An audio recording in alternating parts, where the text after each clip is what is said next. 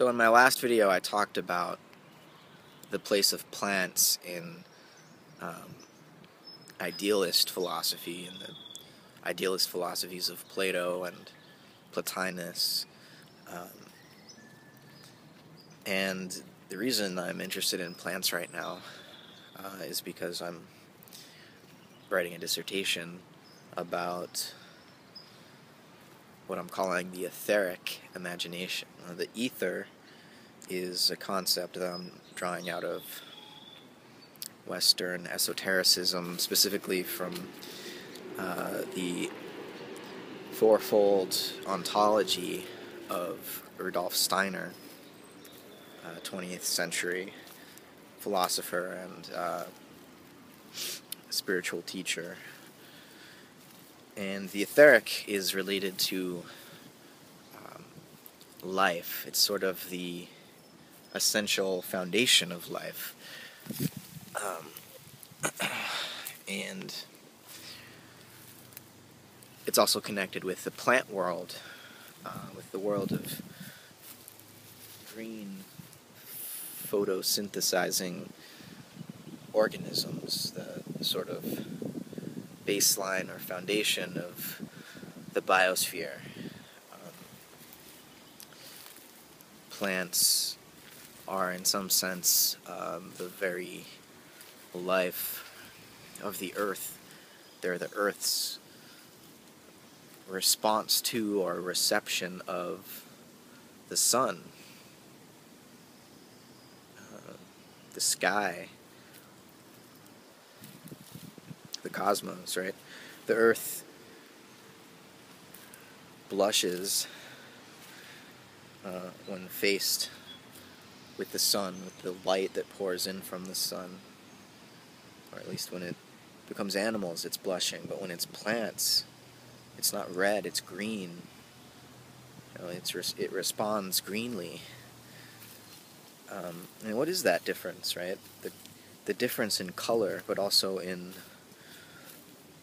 I think, morality between green and red, or between blood and light.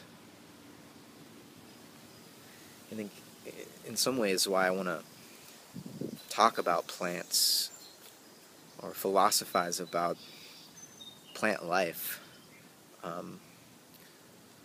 or the etheric dimension of reality, is because it seems as if when we truly think the plant, or when we develop a plant thinking, it's as if we're turning to the lowest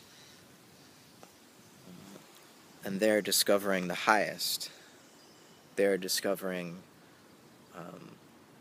the symbol of the dying and rising God, of the immortal life that we talk about in our religions. Plants are doing that all the time, right? They are the dirt, rising again, being resurrected every season, every spring. The sun calls the plant world from its grave back into life. So when we turn to the plants, when we turn to the seasonal rhythms, we discover there, in our experience of the physical world itself, a symbol of divinity, a symbol of what one religious tradition calls Christ, what past and present, other past and present religious traditions call otherwise, but still, there is this symbol of the light and the darkness, or the earth's response to the light, and it can either respond redly with a bloodlust, as animals do, or it can respond greenly, as plants do. So it seems, in terms of the existence of life on earth, animals have in some sense fallen, whereas plants continue to rise. Right? So if we look to the plants, I think we'll discover a wisdom that for we animals has lain dormant but that we can still rediscover. Just because we are creatures of blood and guts doesn't mean that that essence of life, of the etheric dimension of the earth, isn't still, the foundation of everything that we are. Without that, without our plant soul, then our animal soul, couldn't sense anything. It couldn't digest anything and gain nutrition.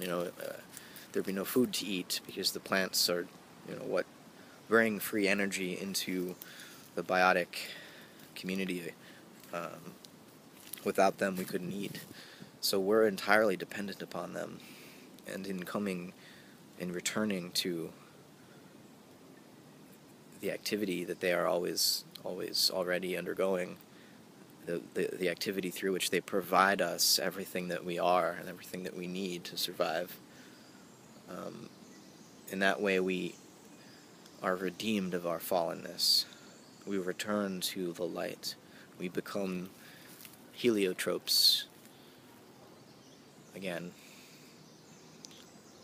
which wouldn't mean that we would entirely then forget our animal nature, our animal soul, but we would remember that animal soul in its fullness, so that we see the green as well as the red. So that the human heart isn't just thirsty for more, right? Isn't just thirsty for more blood. Isn't just lusting after possession. But the human heart is able to radiate a kind of green light. It's able to tap into a source of wisdom and vitality that is other-directed instead of self-centered. Plants are, the plant world, the plant realm, the etheric realm, it's the original gift society. It's a community where the organisms give themselves to their surroundings. Unlike the predator-prey relationship you see unfolding between animals.